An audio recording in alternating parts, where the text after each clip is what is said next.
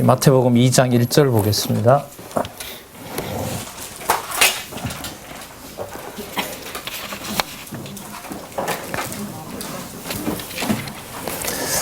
제가 읽겠습니다.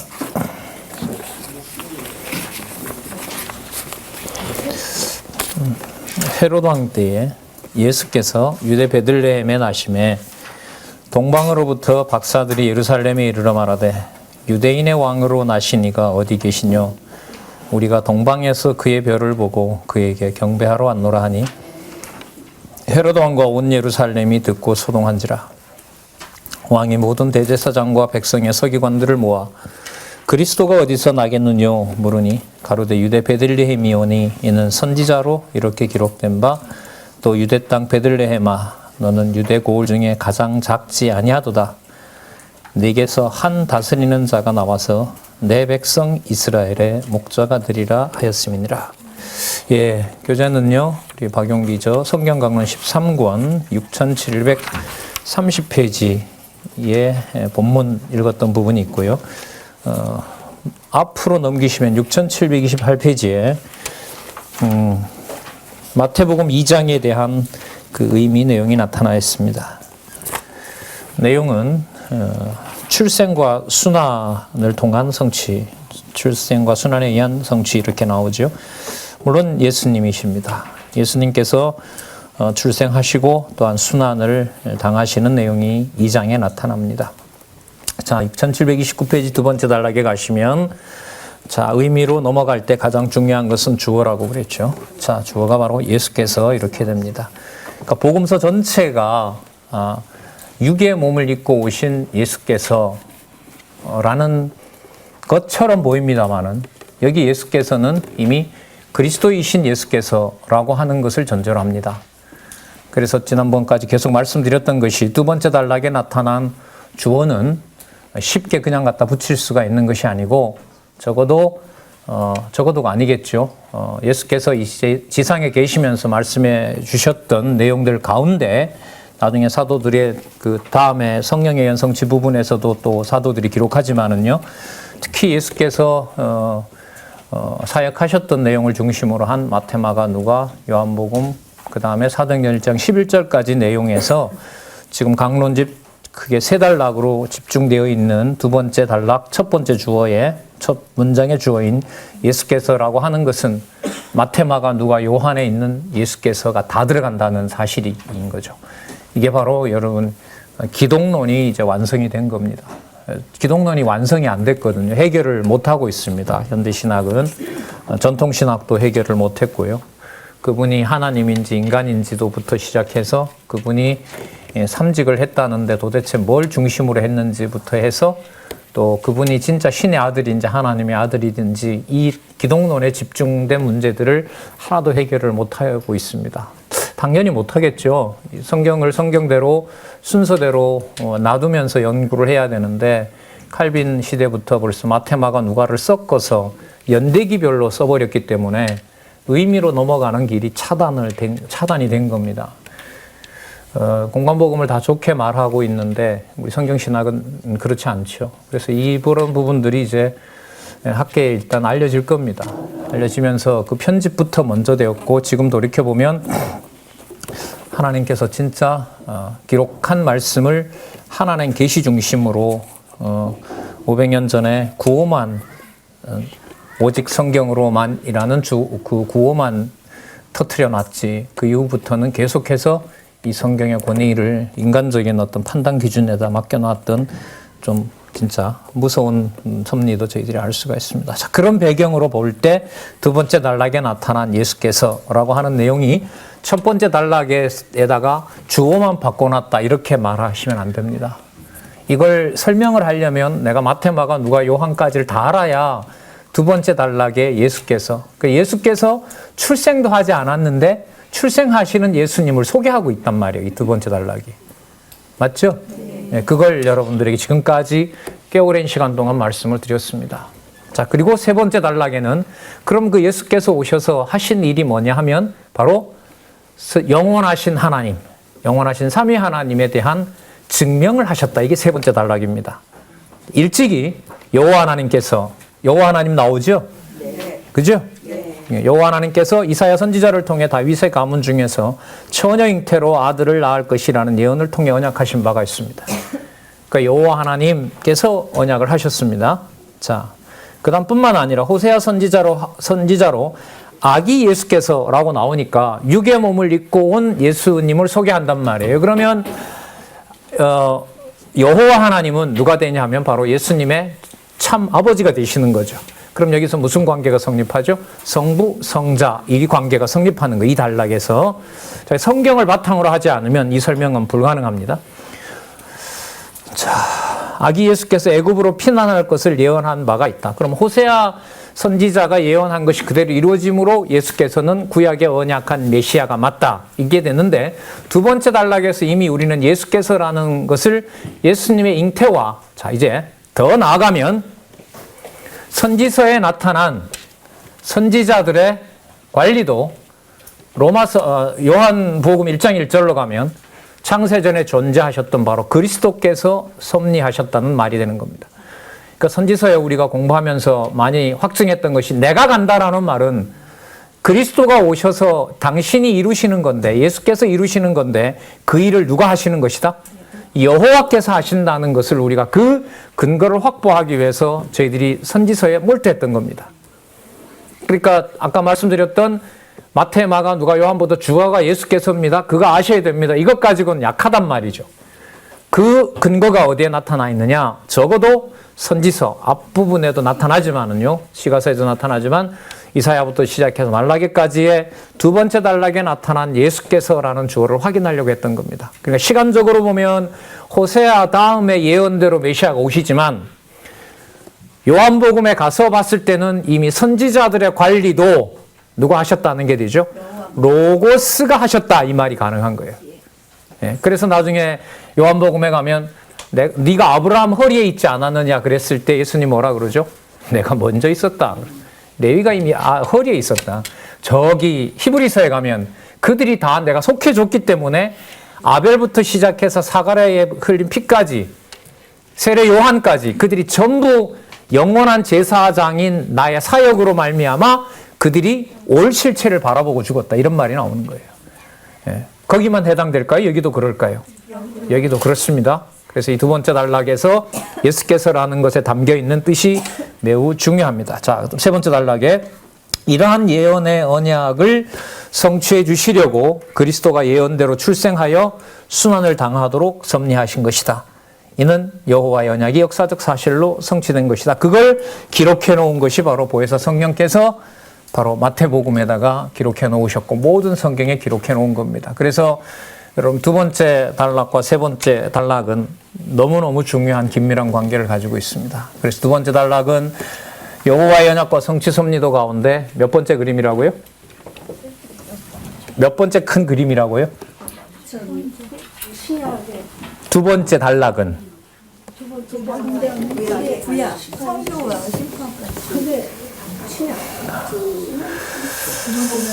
낯설어 보입니다, 여러분. 자, 두 번째 단락 제일 마지막 문장. 이러한 증거는 여호와 하나님께서 창세전에 작정하신 영원한 뜻에 따라 언약하신 말씀에 바탕을 두고 있다. 몇 번째 동그라미요?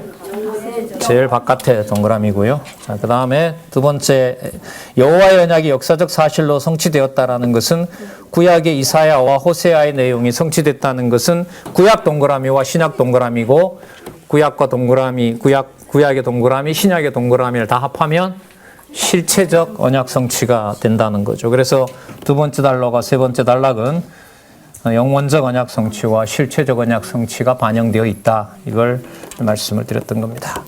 자, 그렇게 되면 이 육신의 몸을 입고 오신 예수께서라고 했을 때 그 예수는 바로 로고스이신 분이고 하나님의 아들이신 분이고 창세전 사역을 이미 완수하신 분이고, 히브리서를 보면은요.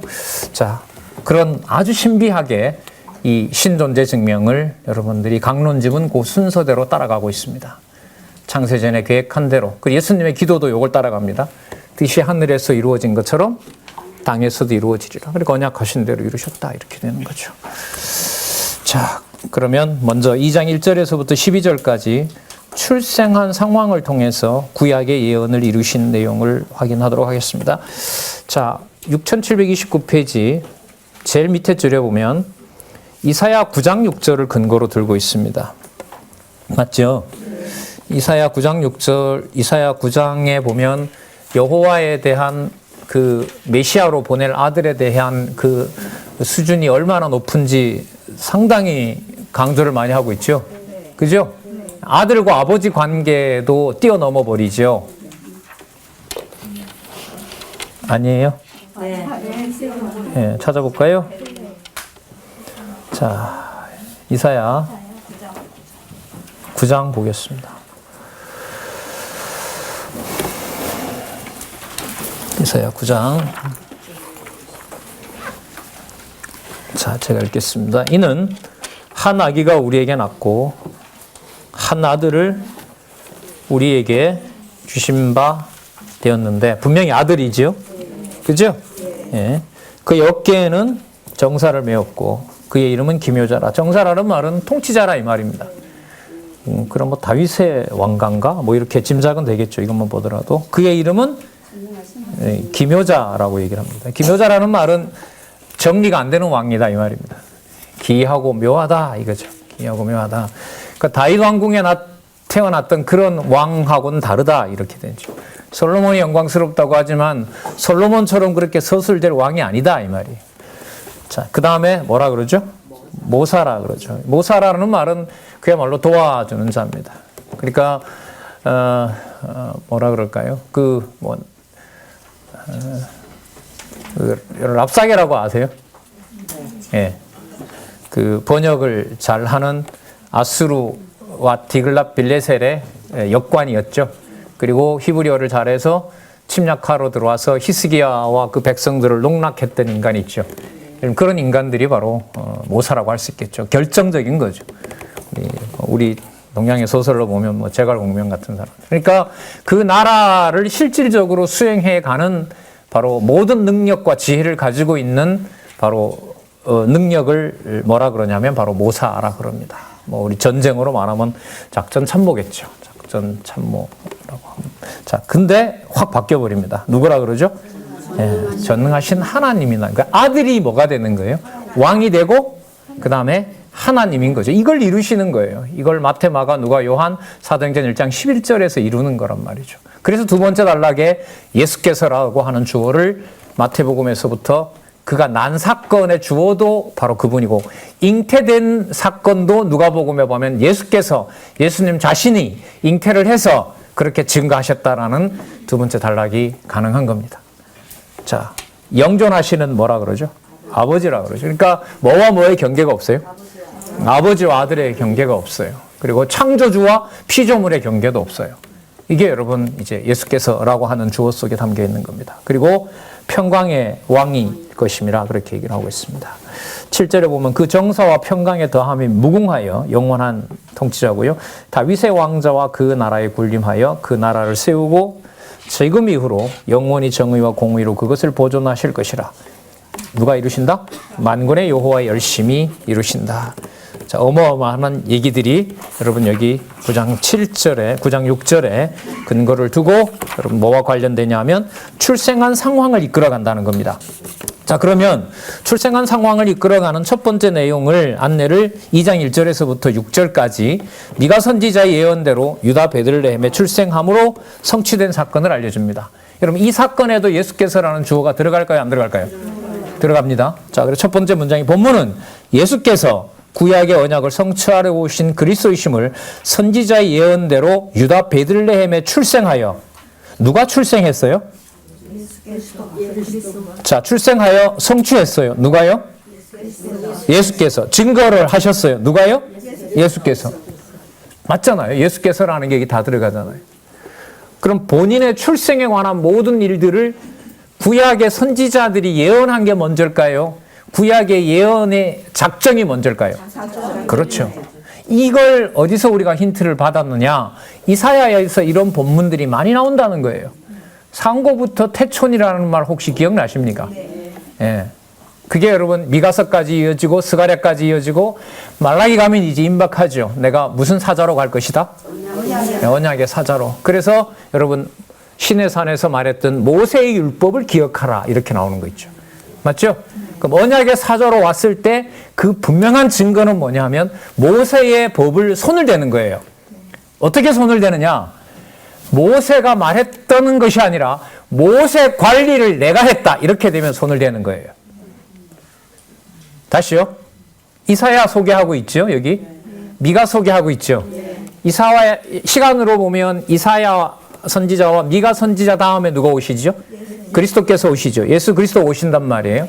그러나 주어가 예수께서가 되면 창세 전부터 계신 그리스도 로고스이기 때문에 미가와 이사야의 그 예언 관리를 누가 하셨다는 거죠? 그리스도께서 하셨다는 말이 돼요. 그 내용이 선지서에 여러분 처음서부터 끝까지 다 깔려 있는 거였어요. 그게 조금 전에 읽었던 이사야 9장 6절은 한 곳에 그냥 무질서하게가 아니라 압축되고 또 압축되어서 아버지와 아들의 관계, 통치자와 지배자의 관계, 하나님과 피조물의 관계를 전부 한 몸에 다 안고 태어난 메시아 소개를 아까 9장 6절에서 하고 있는 거예요. 전통신학은 그런 부분만 메시아 언약이라고 그래요. 우리는 그게 아니에요. 그러하신 분이 마태복음의 1장 1절에서부터 어디까지? 적어도 사도행전 1장 11절까지 승천하실 때까지 모든 얘기들을 다 그렇게 관리하신 거예요. 그렇게 놓고 보면 여러분 3년 동안이 아니라 태어나셔서 하늘로 가실 때까지 모든 행동들이 전부 뭐와 관련될까요? 예수께서, 그리스도이신 예수께서가 되는 거예요. 그렇기 때문에 요한복음 마지막 절에 그가 하신 일을 다 기록하면 이 지상에 두기도 부족하다는 말이 그게 많아서 그냥 비유로 말한 것이 아니라 그 말이 맞는 말이에요. 맞는 말이에요. 하루 생활을 처음부터 적어도 어마어마한 양이 되는데, 예? 그게 여러분 30년 동안에 33년 동안의 일들을 낱낱이 전부 창세전 여호와의 계시 사건으로 기록을 한다고 하면 둘 데가 없죠, 오히려. 자, 그래서 여러분 지금 말씀드렸던 이 부분에서 주어가 바로 그리스도인 예수께서 이 주어를 꼭 염두에 두시고, 자, 그러면 이렇게 보겠습니다. 헤로당이 예수님을 죽이려고 할까요? 아니면 예수께서 헤로당이 당신을 죽이려고 하는 일을 섭리하실까요? 1번, 2번. 예. 왜? 그래야 예수께서가 맞잖아요. 자, 보겠습니다. 그래서 여러분 눈에 들어오는 낱말들이 뭐냐 하면 2장 2절에 보면 무슨 왕이 나와요? 유대인의 왕. 예. 유대인의 왕으로 나신 이가 어디 있느냐? 동방에서부터 왔으니까요. 이거는 어쨌든 유대 땅은 아니에요. 그러니까 메시아가 왔는데 유대인의 왕으로 났는데 누가 와서 이 사실을 확인시키려고 하세요?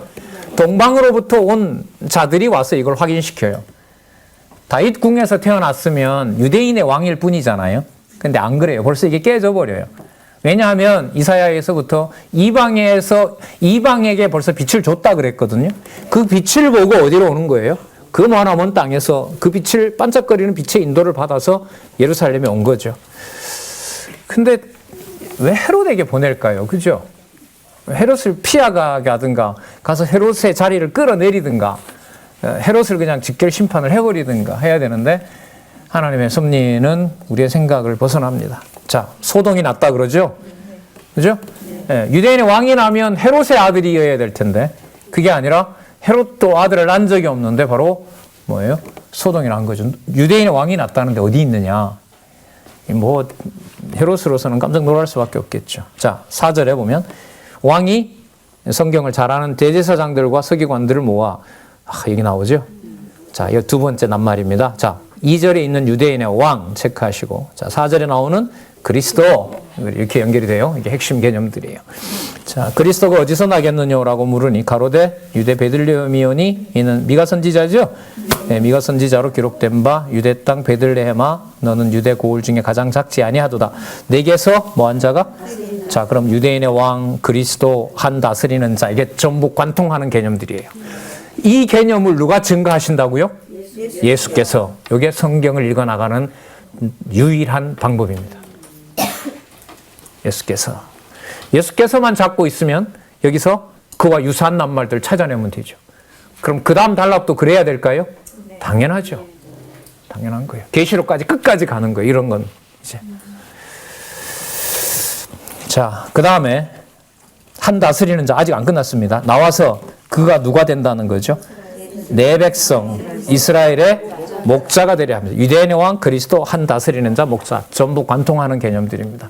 그러면 예수께서라는 주어를 확인할 수 있기에 확인하기에 충분한 본문 근거가 되는 낱말이다. 맞죠? 예, 그렇게 보시면 됩니다. 자, 이 중에 여러분 그 중간에 보면 BC 4년 그건 수정 좀 하시기 바랍니다. AD 4년입니다. AD 4년 수정하시고요. AD입니다. 자. 전부 다 그렇겠네요. 아니요, 요것만요. 요 BC만요. BC 4년 거기에요. BC 37년에 예루살렘을 정복하고 왕위에 올라 유대를 33년간 다스리다가 BC가 아니고 AD 이렇게 하시면 됩니다. 자, 그 다음에요. 6731페이지에 보시면 여기 동방은 구체적으로 동방 어느 지역인지 여러 학설이 있으나 가설에 지나지 않는다. 그리고 박사들은 꿈이나 천기를 잘 해석하고 분별하는 신통력을 가진 예언자들을 말한다. 어쨌든 소재지가 유대 땅은 아닙니다. 맞죠? 예. 그러니까 뭐 지역 밝히려는 게 목적은 아니죠. 동방 이러면 그냥 해 뜨는 데예요. 해 뜨는 데. 예. 이 유대인들 기준으로 보면 자, 어쨌든 신기합니다. 유대인의 왕인데 이미 그 사실은 어디에 알려져 있다? 이방에 알려졌고 그들이 그 빛을 보게 하셨다는 거죠. 예. 자, 그 다음에 박사들이 아기 예수께 경배하며 예물을 드리면서 성취하는 내용이 나타납니다. 물어봐야 되겠다. 1번, 박사들이 예물을 드렸다. 2번, 예수께서 박사들이 무릎을 꿇게 하고 예물을 드리게 했다. 몇 번? 2번. 진짜예요? 네. 어디 가서 이상한 소리 한다고 하시면 안 돼요. 네. 질문 있으면 지금 하세요. 이게 여러분 성경 권위입니다. 이게 복음서 권위예요. 이걸 섞으면 안 돼요. 그러니까 절대로 안 돼요. 앞으로 우리 교천 신문 이제 헌법 비판이 끝나면은요, 새로 이제 무너뜨렸으니까 새로 구축해야죠. 성경적 체제가 어떤 것인지는 이제 헌법의 허구성과 비성경적인 게 다 폭로가 되니까요. 이제 우리는 부수려고 하는 게 아니잖아요. 올바른 진리 체계 안으로 들어가려고 하는 거기 때문에 신학 체계나 무슨 학문 체계나 이 모든 것들이 아마 전달이 될 것 같습니다. 자, 볼까요? 헤롯이 박사들만 가만히 불러요. 자, 불면 그 베들레헴이라고 했잖아요. 야, 그거 언제 나타났느냐? 자, 9절 볼게요. 박사들이 왕의 말을 듣고 갈새 동방에서 보던 그 별이 문득 앞서 인도하여 가다가 악이 있는 곳 위에 머물러 섰는지라. 저희가 별을 보고 가장 크게 기뻐하더라. 아, 표현이 재밌어요. 그죠? 너무너무 기쁜 거죠. 예. 집에 들어가 아기와 그 모친 마리아와 함께 있는 것을 보고 엎드려 아기께 경배하고 보배합을 열어 황금과 유황과 몰약을 예물로 드리니라. 여러분, 근데 아까 왜 2번이라 그랬어요? 여기 보면 주어가 동방 박사들인데 동방과 박사가 황금과 유황과 몰약을 예물로 드리니라 이거잖아요. 하여금. 그 하여금이 어디 있어요, 거기? 의미상, 그렇죠. 의미상. 그리고 의미는 논리적 통일성을 근거로 둬야 됩니다. 의미라고 그냥 갖다 밀어붙이면 안 돼요. 예, 모든 사건을 여러분 적어도 복음서로 말하면은요, 복음서에 나타난 사건은 머릿속에 적어도 한 5-6개가 있어야 돼요. 마태복음에서 한 2개, 마가복음에서 한 2개, 누가복음에서 한 2-3개, 요한복음에 2-3개, 본문의 순서가 이어지는 게 한 3개에서 5개가 머릿속에 있어야 돼요. 그 순서들의 사건들은 5가지지만 순서의 의미는 어때요? 하나로 모았을 때 누구 주어가 가능하다? 예수께서 이렇게 가능한 거예요. 그러면 성령께서도 마찬가지예요. 성령께서 같으면 로마서 보면 처음에 뭐가 나오죠? 복음에 대한 개요가 나오죠. 그 다음에 인간의 불의가 나오죠. 그 다음에 뭐가 나옵니까? 하나님의 의의 현현이 나오죠. 현현 가운데 뭐가 나오죠? 처음에 실현의 방법이 나오죠. 실현의 방법 가운데 몇 가지가 나오죠? 5가지가 나오죠. 그 중에 그 실현의 방법들의 순서를 이렇게 한 3-4개 정도 알고 있어야 성령께서라고 하는 게, 자, 좀 개인적으로 말하면 나한테 만족이 있어요. 한 적이 없어요. 그래서 지금 기지협의 모든 성도님들에게 남아있는 과제는 뭐냐면 성경 본문에 단단한 기초를 둔 의미의 연결. 다시요. 성경 본문에 기초를 둔 의미의 연결. 의미의 연결이라는 말은 사건은 같아 다르다. 다르다. 그러나 세 개에서 5개 정도의 연결성만 지어보면 반드시 뭐가 나타난다? 내용으로 보는 것이 아니라 의미로 드러난다. 그렇게만 하면 우리가 신천지하고 붙으려고 사는 건 아닙니다만은 별것도 아닌 것들한테 그렇게 유혹당하는 일이 저는 안 일어난다고 봅니다. 하나님께서 다 악인도 악한 날에 쓰신다고 했으니까요. 우리가 그 사람들 비판하고 뭐 하려고 하는 건 아니니까요. 여러분들과 제 어떤 이 시대에 주어진 성경신학에 대한 깊이 있는 걸로 들어가기 위해서. 그래서 여러분 지금 한번 자가 진단을 해보세요. 마태복음부터 요한계시록까지 본문 순서가 서너 가지가 나한테 들어오나? 여러분 스데반 사건 다음에 무슨 사건 나오죠? 무슨 사건이요? 예, 스데반 사건 앞에 무슨 사건 나와요? 스데반 사건 앞에? 예, 모르는 거예요. 이거는 분명히 이거는. 예, 예. 이게 지금 우리 현주소예요. 그러니까 명상이 안 돼요. 지금 안 돼요. 마태복음 1장 1절 다음에 뭐가 나오죠? 마태복음 제일 처음에 사건이 뭐가 나옵니까? 족보가 나오죠. 예, 그죠? 족보 다음에 뭐가 나오죠? 출영. 무슨 사건이 나와요? 탄생 사건이 나오죠. 그죠? 탄생 사건 나오고 이거는 어느 정도 되잖아요. 그렇게 아시는 것처럼 요한계시록까지도 그게 바탕이 돼야 돼요. 사단은 언약 성취 아니까 너 하지 말라고 그래요. 속에서. 이게 사단의 유혹이에요. 우리는 그런 메시지가 오면 빨리 펴야 돼요. 펴고 지금 보는 사건 앞뒤에 뭐냐. 앞뒤가 뭐면 몇 개가 들어와요? 3개. 그래서 기본적인 3개예요. 이거 나오니 이것 앞에 뭐가 있었지? 그 다음이 뭐야? 이렇게 되는 거죠. 그게 위로 올라가면 왜 사도행전 다음에 로마서지? 이런 질문으로 들어가는 거예요. 전 이제 주로 그런 데 강조를 드렸죠. 왜 사도행전 다음에 로마서가 나올 수밖에 없을까요? 그러니까 본문을 저는 안다고 생각을 하고 의미를 중심으로 엮었는데 이게 시간이 지나도 효과가 자꾸 없는 거예요. 뭐 느린가 보니까 뭐가 없는 거예요? 본문을 몰라. 본문의 순서를 몰라요. 그러다 보니까 또 펴야 돼. 또 폈는데 닫고 집에 가서 안 봐. 안 보고 또 오면 또 구조 엮어줘. 그럼 또 답답해. 집에 가면 또 덮어. 예, 이게 반복된 거예요. 예. 이제 우리에게 남아있는 것은 여러분, 글쎄, 이 일이 돼서 한번 상상을 해봅시다. 저희들이 지금 여기 한 40명 되잖아요. 어떤 분은 뭐 지금 창세기 공부하고 있어요. 저는 계시록 공부하고 있고 어떤 분은 이사야 공부하고 있어요. 지금 우리 반이 한 20개가 되니까요. 등록 안 된 반까지 보면. 그러면 여러분 성경 66권 누군가가 다 하고 있는 거죠.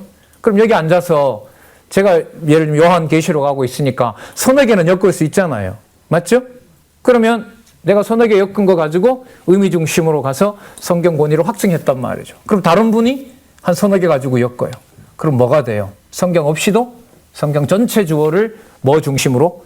의미 중심으로, 여호와 계시 중심으로 가는 그런 교제가 앞으로 일어날 거라는 겁니다. 저는. 이게 이 일이 저는 시작이 됐다고 보는 거예요. 예. 자, 그런 면에서 여러분 이 강론집이 안내해주고 있는 지금 보시는 이러한 오늘도 강조드리는 이 내용은 여러분들에게 황당한 것 같지만은 절대로 그렇지는 않습니다. 예. 그래서 나중에 요한복음 가면 이제 더 들어오겠죠. 거기는 전부 주어가 누구니까 예수님께서 장신이 주어를 삼아버려요. 너 아브라함 다음에 나오지 않았냐? 아니다. 내 아브라함보다 먼저 있었다. 내가 주어다. 이거 아니에요? 자,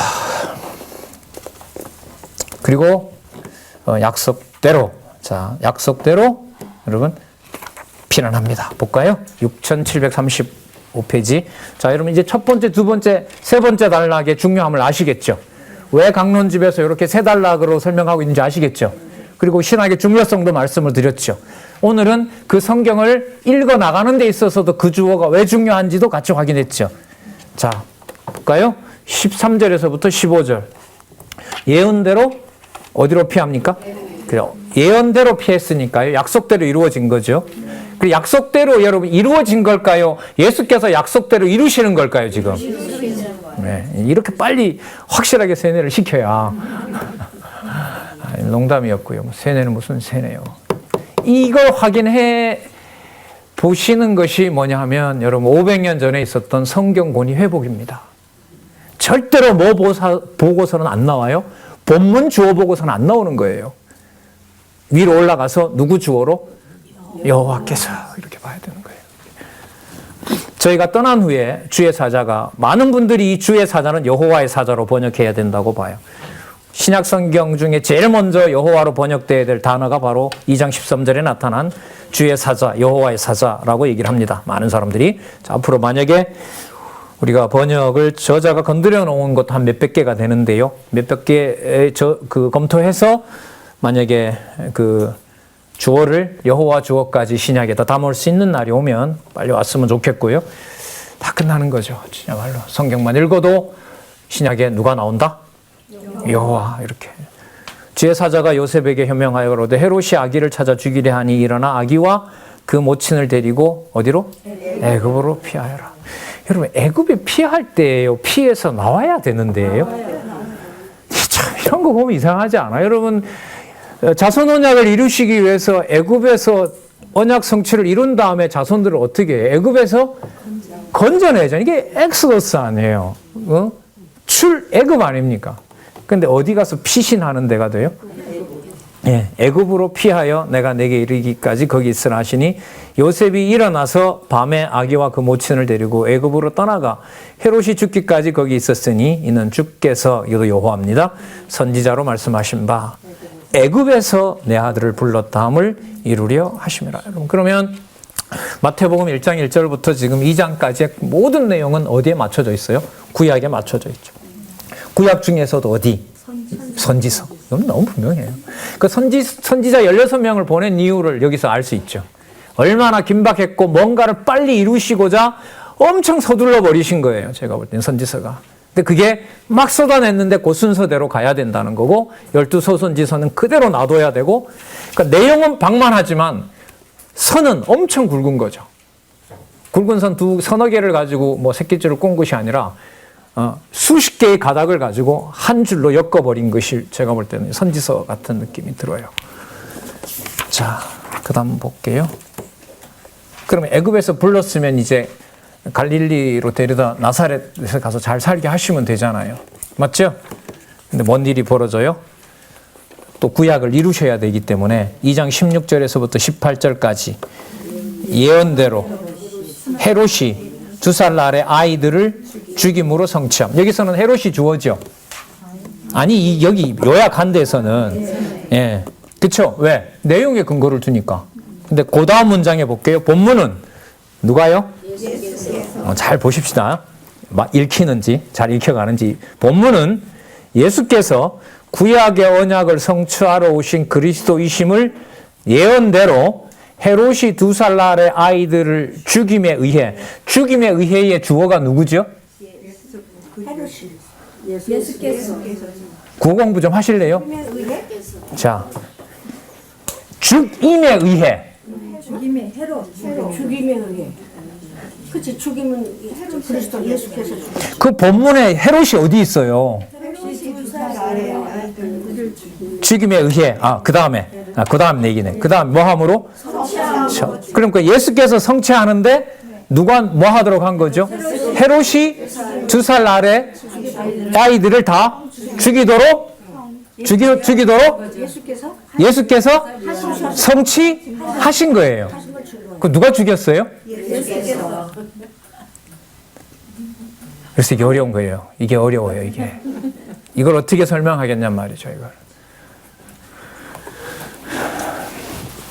자, 그러면 여러분 그 밑에 모든 설명에서 주어는 누가 되는 거죠? 예수께서 이렇게 되는 겁니다. 근데 좋은 일 하셨어요? 나쁜 일 하셨어요? 좋은 일. 좋은 일. 의를 이루셨으니까 좋은 일이지. 선생님 좀 모르겠어요. 좋은지 나쁜지. 그냥 성경은 내 머리로 요리를 절대로 할 수 없는 신적 권위 여호와의 계시다. 이거밖에 분명한 게 없는 것 같습니다. 뭐 감이 안다거나 뭐 먼저 정리를 했다거나 이것도 안 맞는다는 생각이 자꾸 들고요. 자, 10절 읽겠습니다. 2살부터 그 아래로 다 죽였어요. 얼마가 되는지는 숫자는 안 나왔습니다. 이에 선지자 예레미야로 말씀하신 바 라마에서 슬퍼하며 크게 통곡하는 소리가 들리니, 자, 해석입니다. 라헬이 그 자식을 위하여 애곡하는 것이라. 여러분, 라헬이 누구 어머니죠? 자, 그가 자식이 없으므로 위로받기를 거절하였도다 함이 이루어졌느니라. 이 좀 해석이 필요합니다. 6337페이지 해석부터 읽어보도록 하겠습니다. 거기 보시면 창세기 35장 19절에서부터 20절까지 내용 나오죠. 그 문장 시작하는 거 볼게요. 다시 말하면 라마는 야곱의 아내 라헬이 무덤이 있는 곳으로 자식이 없어 슬퍼했던 라헬이 라마에서 베들레헴으로 가는 도중에 베냐민을 낳다가 해산의 고통으로 인해 슬퍼한 사실이 있다. 죽어 슬퍼한 사실이 있다. 이러한 라마의 슬픔을 마태가 시적으로 비유해서 표현한 것이다. 자, 시적으로 어떻게 시적으로 표현했느냐? 일찍이 여호와께서는 라헬이 라마에서 자식으로 인해 슬퍼하며 통곡하도록 섭리하셨다. 이는 예수의 출생 시기에 베들레헴 인근에서 사내 아이를 잃은 어미들이 슬퍼하며 통곡할 것에 대한 예표적인 섭리이다. 이를 통해 예레미야 선지자로 예언하신 말씀을 이루시려고 헤롯을 통해 베들레헴 인근의 사내 아이를 살해하도록 누가요? 예. 이는 아기 예수께서 언약대로 오신 그리스도이심을 알게 하시는 계시 섭리이라. 이렇게 예수께서는, 여기 주어가 여기서 확인하면 위에 이걸 누가 섭리한 거죠?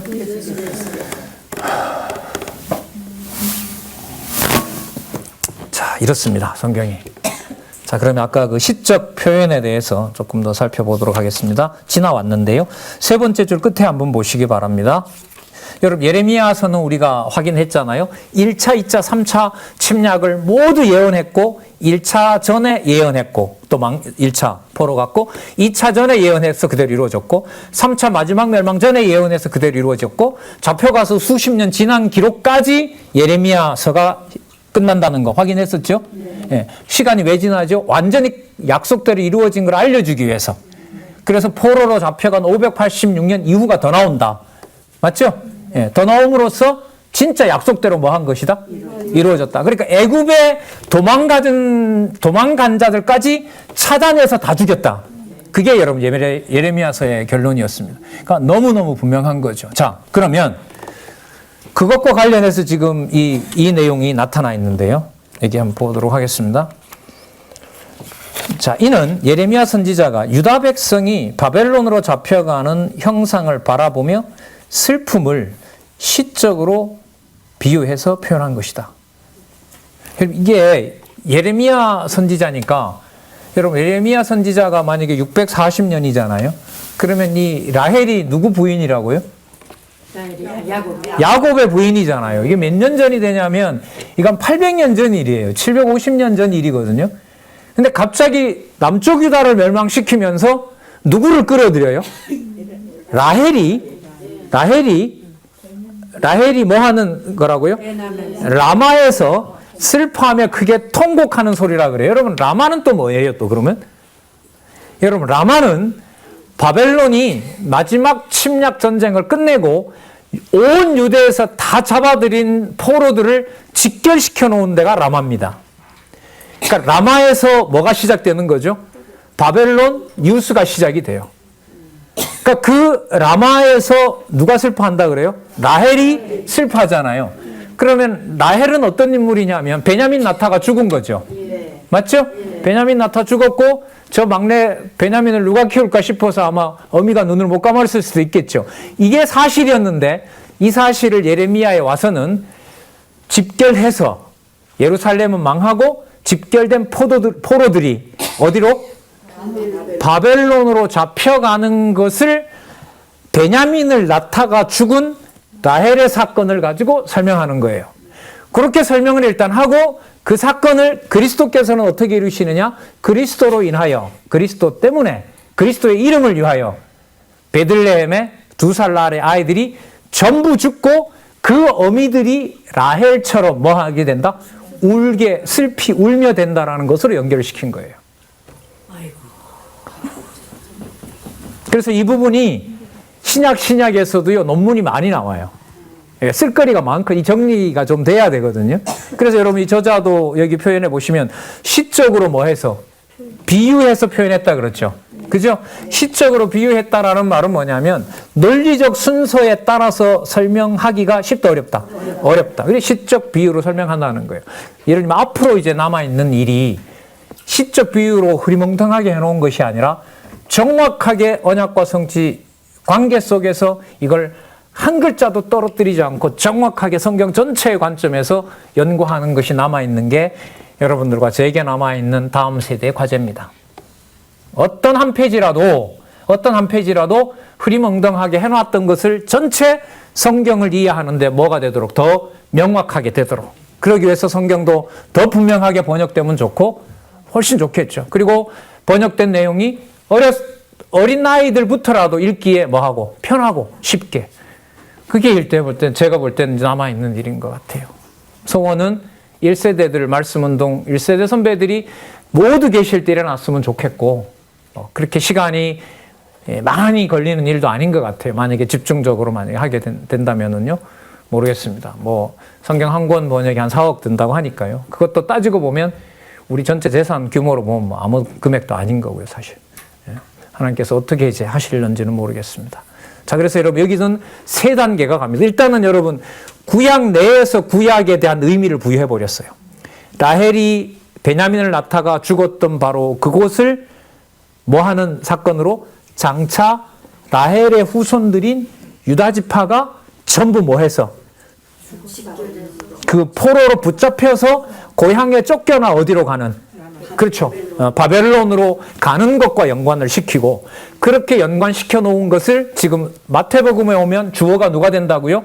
예수께서 당신의 그리스도 되심을 증명하기 위하여 이미 남쪽 유다 백성들이 끌려가면서 어미인 대표자인 라헬이 통곡했던 사건을 당신이 메시아됨을 확증하기 위해서 어디에서? 베들레헴의 부모들이 어미들이 통곡할 것이라는 사실로 이루어진 거예요. 이거는 제가 볼 때요. 이건 철저하게 의미 중심이에요. 이건 내용을 갖다 끼 맞출 수가 없는 거예요. 그럼 이 말은 여러분 예수께서 오셔서 물론 이 기록은 마태가 했지만 예수께서 오셔서 그 사건에 대한 해석을 누구 중심으로 해주신 거죠? 예수님 자기 증거로 해주신 거고 그걸 나중에 들었고 나중에 누가? 마태로 하여금 이 기록을 어디에서부터요? 저기 창세기 사건에서 어디 사건으로? 예레미야까지. 또 예레미야 사건에서 또 어디로? 메시아 사건까지. 이 해석을 풀어준 거예요. 그래서 성경을 성경으로 해석한다라는 말씀이 이 지금 초반에 해당하는 2장 이 부분에서 선명하게 여기서 증거가 되고 있습니다. 그러니까 우리가 봤을 때 선지서라든지 여러분 역사서라든지 또 역사서에 나타난 배경이라든지 그런 것들을 도외시하고 이 부분만 떼다가 설명을 하게 되면 우리 일단 의심해야 돼요. 저건 성경 신학적인 전체적인 틀을 소개하는 데는 적합하지는 않다. 그래서 여러분 우리가 이해하는 법인 내에서 했던 성경 해석을 우리 구원에 그래도 도움이 되지 않느냐라고 생각해서 받아들였던 해석을 우리가 비판적으로 뭐라 부르냐면 구속사적이라고 얘기를 합니다. 구속사. 그 누구 구원에 맞추는 거죠. 그렇죠. 요 해석을 할 때도 요 구절을 누구 구원에, 우리 구원에. 근데 그래 맞추면 이게 이해가 될까요? 안 될까요? 네. 사람 구원을 위해서 오셨다는 분이 막아줘야지. 헤롯이 죽이려고 하면. 여기 이 성경 신학의 주어로 보면 누가 주관한 일로? 이 보통 쉬운 일이 아니죠. 이런 면에서 이건. 근데 이것도 풀렸다는 거예요. 저는. 이런 해석이 이제까지 잠자고 있었고 그 주어인 예수께서라는 것을 올리는데 여러분 이 해석이 6736페이지 6735페이지까지 바탕으로 6736페이지에 와서 그리고 6737페이지에 와서 저는 누구 중심으로? 여호와 계시 중심으로. 세 번째 단락이요. 여호와 하나님께서가 나오고 그걸 누가 이루신다? 내가 이루는데 구체적으로 누가 이루었다? 예수 그리스도께서. 그걸 2000년 전에 기록해서 지금까지 여러분들과 내주하시는 성령께서 복원하신다는 거죠. 그리고 또 의미 있게 들어오는 것은 6737페이지 세 번째 단락에 보면 예레미야 31장 있죠. 예레미야 31장. 예레미야가 크게 두 부분으로 되어 있죠. 뭐 하시고 뭐 하심?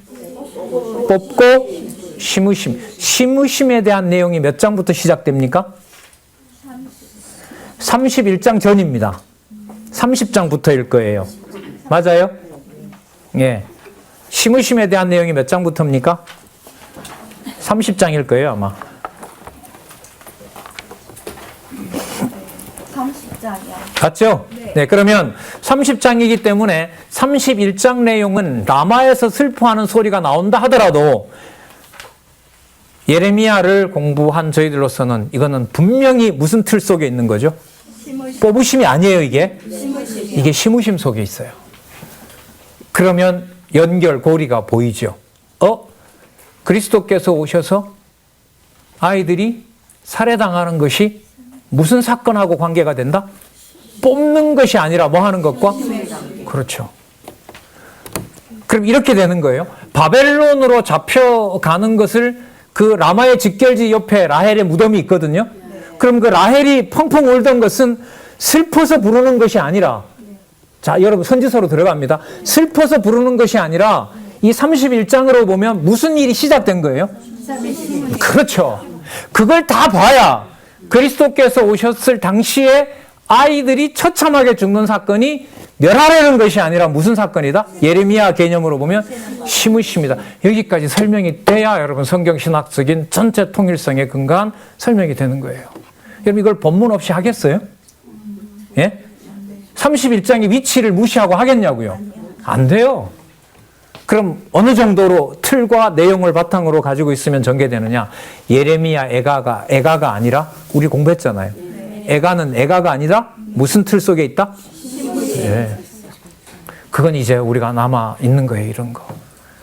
그래서 앞으로 이게 뭐 수십 편이 나올지 수백 편이 나올지 한 페이지마다 한 페이지마다 오늘도 나왔지만 이 페이지에도 여러분 적어도 뭐 수십 장에 해당되는 아주 친절한 안내의 그 글들이 앞으로 나오는 거죠. 저는 그래서 그때 언젠가에 모였을 때 성경신학 연구소 이후에 여러분 저자 책만 해다 50여 권인데 이 규모는 사람과 상관없이 학술원입니다. 대한민국 학술원 뭐 하는 데인지 아시죠? 후진국이었을 때 혁명을 일으킨 어떤 대통령이 국가의 강국을 만들기 위해서 외국에 있는 모든 유수한 그 과학자들을 불러들여서 부국 강병을 꿈꾸면서 세워놨던 대한민국의 과학기술원. 그게 여러분 대한민국 학술원이거든요. 예. 그게 버떡 생각이 나더라고요. 누가 하든 안 하든 상관없이 어쨌든 여기에 터진 일은 최고 국가기관 아카데미아, 그게 학술원입니다. 이게 벌어졌다고 생각합니다.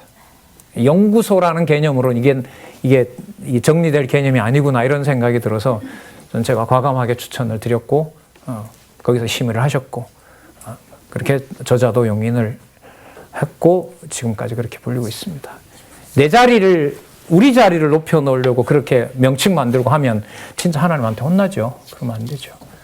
그러면 여러분 만들어 놓은 것만큼 이제 됐다가 아니라 뭐 하는 거죠? 지금부터 뭐예요? 지금부터 시작인 거죠. 그게 맞는지 아닌지. 옛날에는 다 누구한테 맡겼었잖아요, 우리가. 아, 나는 이거 하고 이 사람들이 이거 하는 거. 그런 거 없습니다, 이제는. 맞죠? 네, 없어요. 그럼 차세대는 여러분 특정인으로 지목되지 않을 겁니다, 기지협은. 그냥 있는 것이고 하는 것이지 어느 누가 특별하게 뭐 한다? 글쎄요, 저는 그런 제도는 원하지 않습니다. 바람직하지 않은 것 같아요. 자, 자식이 없으므로 위로받기를 17절 이에 선지자 예레미야로 말씀하신 바 라마에서 슬퍼하며 크게 통곡하는 소리가 들리니 라헬이 그 자식을 위하여 애곡하는 것이라. 그가 자식이 없으므로 위로받기를 거절하였다 함이 이루어졌느니라. 자, 그래서 주의하시기 바라고요. 헤롯이 죽은 후에 주의 사자가 애굽에서 요셉에게 현명하여 가로되 그 전에 나타나시지. 이럴 때 나타나셔가지고 좀 못 죽이게도 하시고 그러시지. 맞죠? 이렇게 나타나신단 말이야. 자, 일어나 아기와 그 모친을 데리고 어디로 가라? 이스라엘 땅으로 가라. 자, 아기의 목숨을 찾던 자들이 죽었느니라 하시니 요셉이 일어나 아기와 그 모친을 데리고 어느 땅으로? 이스라엘. 이스라엘이 어느 이스라엘일까요? 북이스라엘? 아까 여러분 2장 2절이 시작할 때 어느 왕이라 그랬어요? 2장 2절에 유대인의 왕, 그리고 그리스도, 한 다스리는 자, 그리고 한 목자. 맞죠? 지금 여기 와서 이제는 어디로 가라 그러죠? 이스라엘 땅. 여러분 지금 읽었던 내용에 실체적인 3대 언약, 자손 땅 통치가 다 들어와 있어요? 안 들어와 있어요? 그래, 그렇게 보시면 돼요. 그러면 1장과 2장 사건 속에서 뭐가 다 들어가 있어요? 자손 땅 통치 언약, 창세기부터 어디까지? 에스더서까지가 개념 하나 속에 다 담겨 있는 거예요. 자, 구약의 구체적인 근거까지 다 들고 있고요. 자, 21절. 요셉이 일어나 그 아기와 모친을 데리고 이스라엘 땅으로 들어오니라. 왕이 오신 거예요. 1번, 아기가 왔다. 2번, 유대인의 왕이 와서 이스라엘을 통치하신다. 2번, 아주 답 끌어내기 쉽네요. 자, 22절. 그러나 누가? 아켈라오가. 여러분 이 아켈라오가 죽은 헤롯의 아들입니다. 아들입니다. 그러니까 이것도 맞아요. 되게 악한 왕이에요. 아켈라오가. 형제고 뭐고 필요 없어 다 죽여버려요. 자기 정권에 해가 되는 왕들은 다 죽이고, 그 헤롯 대왕은 아까 그 19절에 있는 헤롯은 헤롯 대왕이라 부르는데, 헤롯 가문에 헤롯 가문으로서 로마의 인정을 받은 왕. 이게 다니엘서에 가면 요 사람들이 한때 두때 반때와 연관된 사람들이에요. 자, 이럴 때 왔잖아요. 우리는 오늘 뭘 확인했느냐? 다니엘서 11장과 12장에 있는 확인을 마태복음 1장 2장에서 아까 핵심 개념이었던 그분이 누구로 왔다? 유대인의 왕으로 오셨다. 그거 확인한 거예요. 한때 두때 반때가 될 때 유대인의 왕으로, 이스라엘 땅을 지배하는 자로, 또 한 목자로, 또 어떤 자로? 그리스도로 다 모여 있는 거예요. 그러면 왜 이걸 자꾸 모으느냐? 아까 우리 저자를 통해서 이사야 9장 몇 절이었습니까? 6절에 다 모여 있었잖아요. 전부 모여 있었잖아요. 마태복음부터 어디까지? 요한복음 마지막 혹은 사도행전 1장 11절까지 있는 모든 것들이 다 모여 있는 거예요. 그래서 여러분 성경 공부가 언약과 성취 섭리도라고 하는 창세전까지 기억이 가고, 또 밑으로 내려와서 본문에 철저하게 기반을 두면 무슨 일이 벌어지느냐? 개념 하나가 어느 날은 이게 성경을 다 담고 있구나. 그런 사고를 따라가게 되면 무슨 책으로 들어가는 거냐면 무엇인가라는 책으로 들어간다고 보시면 돼요. 무엇인가의 서술의 원리는 뭐냐 하면 어떤 한 개념을 소개를 해서 성경 한 부분이 아니라 성경 전체를 이해하는 데 도움을 주고자 여러분들에게 안내했던 것이 바로 무엇인가입니다. 특히 이번에 무엇인가 이건 글쎄요, 11월 특강에도 제가 안내해 드린다고 말씀을 드렸는데, 나온 김에 11월 특강은 세 번째 주에 합니다. 다음 주 목요일에. 지금 북방에 못 가게 돼서요. 생각난 김에 알아주시기 바랍니다. 다음 주 목요일에 무엇인가 이 가져오셔서 지금 배우는 것 다 관계가 돼야 돼요? 떨어져야 돼요? 돼야 돼요. 그렇죠. 그래서 이게 저희들 앞으로 또 남아있는 공부 과제이기도 해요. 책들이 어쨌든 40권으로 가기 때문에 이게 공부 방법에 있어서 중요하다고 봅니다. 자, 22절에 그러나 아켈라오가 그 붙인 헤롯을 이어 유대 임금의 됨을 듣고 거기로 가기를 무서워하더니 꿈에 지시하심을 받아 어느 지방으로 가죠? 갈릴리 지방으로. 여기는 이복 동생이 또 다스리고 있었어요. 그 헤롯 안티파스라고 분봉왕이 있었는데 어쨌든 갈릴리 지방으로 갑니다. 그러니까 왕 같으면 어디로 와야 돼요? 궁이 있는 유대로 와야죠. 그런데 하나님께서 여기서 아켈라오를 뒀는데 이 인간이 너무너무 잔인한 거예요. 그래서 하나님이 어디로 돌렸느냐? 갈릴리로 돌렸어요. 왜 그렇게 하셨느냐? 23절에 나사렛이란 동네에 와서 사니 이는 선지자로 하신 말씀에 나사렛 사람이라 칭하리라 하심을 이루려 하시니라. 여기도 찾아놨는데요. 선지자들에 대해서 여러분 한번 보시기 바랍니다. 6738페이지에 가면 밑에서부터 하나, 둘, 셋, 넷, 다섯 번째 줄에 자, 프로페톤이라는 그 헬라어 있죠? 프로페톤이 이는 뭐라 나온 단수가 아니에요. 복수로서 선지자들로 번역되었어요. 그러니까 이렇게 번역해야겠죠. 나사렛이란 동네에 와서 산 이는 많은 선지자들이 예언한 대로 이렇게 되는 거예요. 여기 보면 누가 한 사람인 것처럼 보이잖아요. 그러니까 이런 부분이 앞으로 이제 번역이 다시 돼야 돼요. 그래서 여기서는 지금 저자가 여기 강조하고 있죠. 선지자들이다. 이거 복수다. 그러면 한두 번 증가한 게 아니다. 이런 거죠.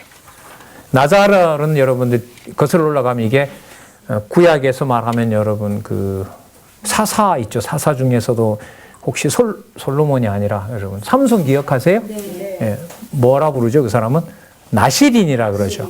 그와 관련된 어원이기는 해요. 이런 부분도 더 연구를 하면 아마 더 좋은 아주 단단한 그 기초를 마련하는 데 중요한 개념이 나올 것 같아요. 자, 나사렛 사람. 그러면 여러분 1장에서부터 지금 2장까지 살펴본 내용 중에 출생과 관련된 모든 일들에 의해서 자, 두 번째 단락에 있는 누가? 예수께서. 그러면 이 말을 할 수 있는 게 우리가 선지서를 공부했기 때문에 선지서에 보면 그걸 누가 한다고 그랬죠? 그 전까지는 다윗 너네들이 해라. 솔로몬 너네들이 해라. 니들 집과 니 나라니까 니 앞에서 니가 알아서 해라. 역대기로 놓으면서 안 된다. 맡겨놓으니 안 되겠다 너네들. 이래가지고는 아담에게 줬던 언약이고 뭐고 안 된다. 누구 집으로? 본래 하려고 했던 대로 이제는 내 집과 내 나라로 내가 관리해야 되겠다. 그래서 내가 이제 직접 일해야 되겠다. 그러면 그 내가라고 하는 것이 실제적으로 육신의 몸을 입고 오셔서 시작할 일로서 이른바 모형이 끝나고 실체적인 일을 시작하는 누구 이름이 들어오는 거죠, 이제? 언약의 사자 그리스도 예수가 들어오는 거죠. 이렇게 정리하면 되겠죠? 순서로 보면 말라기서에 언약의 사자 메시아가 나오지만 말라기서가 선지서 범위로 넣는다면 이사야서도 선지서잖아요. 그죠? 예언을 통한 언약, 선지서이기 때문에 언약의 사자의 주체적인 일은 어디에서부터 벌써 시작이 되었다? 적어도 이사야에서부터 시작이 온다. 이렇게 보시면 돼요. 여러분 이런 건 근데 바탕이나 여러 근거가 없이 이렇게 그냥 제가 전했던 것을 저는 적어도 여러분들에게 이렇게 전할 때는 몇 가지 근거를 가지고 말씀을 드리는 거거든요. 단 저는 뭐 제식 자랑이 아니라 여러분들이 공부해 가는데 도움이 되고 전체를 언약과 성취 섭리도에 빨리 접근해서 큰 그림과 세밀한 부분에 더 재미를 더하도록 하기 위해서 저는 일단 안내하는 역할인 거고요. 거기에 좀 더 설명을 하고 확증해 가기 위해서는 이사야서부터 시작해서 말라기까지 확실한 든든한 베이스를 또 한번 확인해 다지는 일이 일어났으면 좋겠다 싶어서 말씀을 드리는 겁니다. 자, 조금 더 보도록 하겠습니다. 1장과 2장에 닿는 것도 보면 여러분 세 단락으로 최종 닿고 있죠. 6740페이지 가서 볼게요. 자, 밑에서 두 번째 단락 전에 거기 보시면 두 번째 단락에 이사야 나오죠. 네. 이사야 7장 13절에서부터 14절. 그죠? 네. 또 미가서 나오죠. 호세아 나오죠. 네. 그럼 다 나온 거죠. 네. 뭐에 바탕을 두고 있다? 선지서에. 그러면 우리가 알고 있는 선지서대로라면 내가 했다는 것을 이미 선지서는 이 경우로 보면 오늘 주어인 예수께서라는 주어가 이미 선지서에서부터 뭐 되고 있다? 자, 가동이 되고 있구나. 물론 그건 예언인 건 분명하죠. 그 주관자가 누가 되신다? 그리스도라는 개념이 들어갈 수가 있겠구나. 자, 그걸 볼 수 있는 여러분 그 예를 들라고 하면 사도행전 초반부에 나타나는 여러 사도들의 강론을 보면 그 일의 주관자가 부활 승천하신 누구다? 예, 이렇게 가고 있습니다. 그리고 로마서부터 시작하는 서신서에 가면 하나님 우리 아버지와 주 예수 그리스도로 말미암아라고 하는 두 낱말이 떨어지질 않습니다. 눈여겨보시기 바랍니다.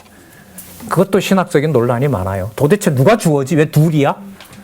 앞에 지금 이 바탕을 선지서에서부터 가져와야 여러분 그래서 6740페이지에 있는 두 번째 단락 같은 것은 매우 중요한 거죠. 뭘 이해하는데 무슨 근거? 복음서를 이해하는데 무슨 근거? 선지서 근거. 이건 절대적인 거예요. 본문 구체적인 내용에서도 그렇고 틀에서도 그렇고요. 전체 틀에서도 그렇고.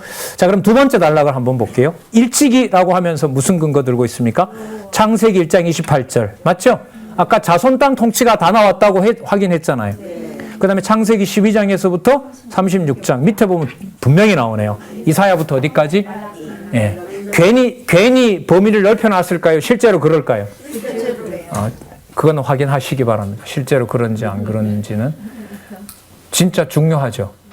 마태복음 1장과 2장을 이해하는데 일찍이 어디에 다 나와 있다? 이사야부터 말라기까지. 창세기 1장을 소개하고 창세기 12장에서부터 36장 소개하고 그 이후에 역사가 이루어지는 거라면 구약 다. 구약 다. 특히 이사야 선지자를 통해 쭉 얘기를 합니다. 이러한 예언에 의한 언약을 성취해 주시려고 그리스도가 예언대로 출생하도록 섭리하신 것이다. 이는 여호와의 언약이 역사적 사실로 이루어진 것이다. 자, 그 다음에 6740일 여기에 이제 아까 세 번째 단락에 소개했던 영원하신 삼위 하나님의 계시가, 자, 성경은 여호와 계시라고 하잖아요. 여호와 계시라는 말을 풀어놓으면 하나, 둘, 셋, 넷, 다섯, 여섯, 요 7줄이 되는 거예요. 7줄이 돼요. 이 속에 뭐가 다 들어가 있어요? 이른바 성삼위 하나님의 자기 계시 기록. 그게 바로 뭐다? 성경이라는 것을 이 강론집은 너무나 수백 번에 걸쳐서 확증해주고 있는 거죠. 진짜 보고예요. 어떤 뭐 지적대로 컨트롤 V해서 갖다 붙인 게 아니라, 아니, 붙여놔서 좋은 거죠. 왜? 모든 사건에서 어디로 가는 거니까. 그렇죠. 여호와 계시, 전통적으로 말하면 영원하신 삼위 하나님의 자기 계시. 그게 바로 마태복음부터 요한계시록까지고 성경 전체를 주도하고 있다. 한번 보겠습니다. 이상과 같이 여호와의 언약 성취의 목적은, 여러분, 언약 성취는 어디서부터 시작이 되죠? 이미 저 언약과 성취 섭리도 보면 창세 전부터 쭉쭉 내려오는 겁니다. 자, 여호와의 언약 성취의 목적은 택한 백성으로 영원하신 하나님이 언약대로 성취하시는 여호와의 심을 깨달아 알도록 계시하는 데 있을 뿐만 아니라, 여러분, 이게 영원하신 하나님에 관련된 거라면 그 다음 주어가 보면 누가 나오죠? 예수께서가 나오면서 그 영원하신 하나님의 관계는 이른바 성부 하나님과 성자 하나님으로 연결이 되는 거예요. 그래서 이 마지막 단락에 글을 안 끊는 거예요, 이 저자가. 영원하신 하나님을 소개하는데 문장이 끊어지면 생각이 끊어진단 말이죠. 그러니까 이걸 무리한 건 아니죠. 그 순서대로 붙이기 위해서 이런 긴 문장이 나오는 거예요. 여러분, 한글에 여러분 아름다움은 어디 있냐면요, 문장을 길게 쓰는데 동일한 난목이 반복이 되지 않으면서 의미가 계속 붙어줄 때, 그게 여러분 이게 한글의 탁월한 의미입니다. 이거는 외국인들이 몇 자 배워서 절대로 모방할 수 없는 거예요. 이건 이 땅에 살아야만 돼요. 이거는 이 땅에 살아야만 돼요. 그게 저는 어디에서 보인다고 보느냐, 이 지금 13권이니까 18권 세 번째 단락에 이 백미가 붙어 있어요. 성경 강론집 18권은 강론집 마치면서 다음 차세대들을 생각하면서 한글을 쓰신 면도 있거든요. 자, 일단 보겠습니다. 예수께서 나왔죠? 그러면 앞에 있는 여호와 하나님은 무슨 관계가 돼요? 성부 하나님과 성자 하나님이 되는 거죠. 예수께서 그리스도이심을 확실히 믿어 하나님이 언약대로 성취하시는 여호와이심을 깨달으고, 자, 붙었죠? 네. 자, 그를 경외하며 섬기게 하시려는 데 있다. 누구로 하여금? 아까 첫 번째 절에 택한 백성으로 이렇게 되죠. 성령께서 함께 하시는 택한 백성으로 이렇게 되는 겁니다. 이러한 있다 이렇게 되는 겁니다. 자, 우리는 지금 신약 시작하면서요, 페이지로 보면 꽤 많아요. 6703페이지부터 6705페이지부터 자, 6705페이지 제2공 그리스도 성취부터 오늘 자, 6740페이지까지 왔잖아요. 41페이지까지 몇 페이지나 돼요? 35페이지죠. 자, 뭘 이해하려고? 마태복음 몇 장 몇 절을 이해하려고? 1장과 2장을 이해하려고 우리는 35페이지를 본 거예요. 이런 면에서 쉽지 않다는 거예요, 저는 끝까지 쉽지 않다고 할 거예요. 근데 쉽지 않은 게 좋아요, 나빠요? 전 좋다고 보는 거예요. 저보다 좋은 방법이 있으면 캐도 계속 나오니까. 여러분, 이게 35페이지로 마칠까요? 350페이지가 될지 어떻게 알아요? 캐서 금방 나오는 것보다 계속 묻어두는 게 좋지 않아요? 그건 너무 지루하다. 선명하고 간단한 방법이 있다. 그건 4월 포럼에 늘 열려 있습니다. 빠른 시간 내에 더 선명하게 전할 수 있는 거 저도 연구하고요. 여러분들께서도 공부하시고 해서 진짜 주어진 보물을 잘 관리하는 그런 여러분 지체들과 동력자들이 됐으면 진짜 좋겠습니다. 기도하겠습니다. 하나님 아버지, 감사합니다. 함부로 접근할 수 없는, 또 유대인들마저도 오신 그리스도를 눈앞에 두고 믿지 못하게 되었고, 또한 그 기록한 말씀을 전하지 못하게 하려고 하나님 사악한 일을 벌였던 하나님 그런 민족들이었는데 저희들 어떤 수고도 없이 여러분 이 귀한 말씀 선명하게 알아갈 수 있도록 신적 권위로 받을 수 있도록 하나님께서 섭리해 주셔서 감사합니다. 하나님 아버지 진리를 더 사랑하고 싶습니다. 그러나 그것은 우리의 생각과 판단과 기준으로 절대로 접근할 수가 없습니다. 이 사실을 아는지라 하나님 기쁘면서도 두렵고 하나님 편안하면서도 많은 마음의 부담까지 때로는 갖게 됩니다. 우리가 노력해서 되는 것이 아니지만 수고의 피땀 없이는 이 진리가 지켜지지 않는다는 것도 알고 있기 때문입니다. 여호와 하나님 저희들 지켜주시고 진리 안에서 풍성한 자유함을 누리는 주의 많은 동력자들이 아직도 이 땅에 하나님 많이 있고 또 많이 찾아낼 수 있도록 진리의 말씀이 잘 전해지도록 섭리해 주시옵소서. 예수님의 이름으로 기도드렸습니다. 아멘.